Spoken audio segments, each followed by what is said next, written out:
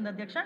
రాష్ట్ర ప్రభుత్వం అక్రమంగా ఫైర్ క్రాకర్స్ నిల్వ మరియు విక్రయాలను అరికట్టేందుకు పోలీస్ శాఖ కూడా కఠినంగా చర్యలు తీసుకుంటుంది అధ్యక్ష.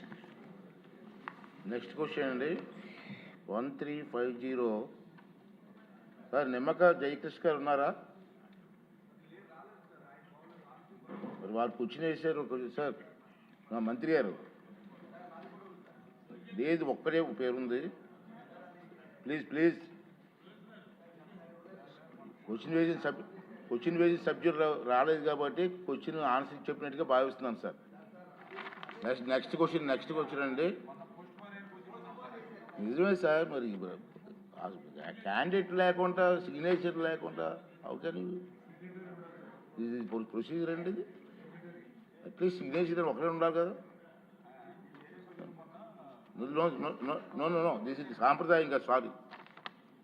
నెక్స్ట్ క్వశ్చన్ అండి 1378 అండి, ఇరిగేషన్ మినిస్టర్ గారు.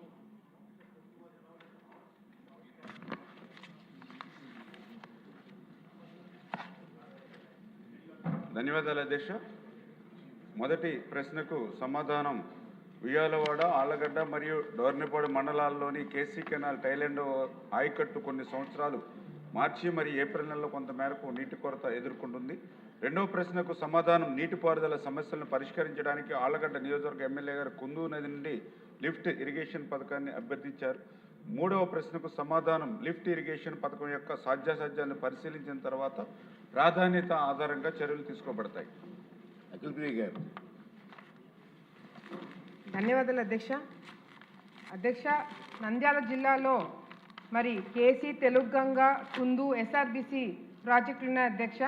ఆళ్లగడ్డ నియోజకవర్గంలో మాత్రమే కుందు, కేసీ కెనాల్, తెలుగంగ 3 ప్రాజెక్టుల ద్వారా మరి రైతులకి నీళ్ళు అందజేసే మార్గాలు ఉన్నాయి అధ్యక్ష. మొత్తం కేసీ కెనాల్కి 2,60,000 ఎకరాలు ఉంటే ఆళ్లగడ్డకి మాత్రమే 90,000 ఎకరాలు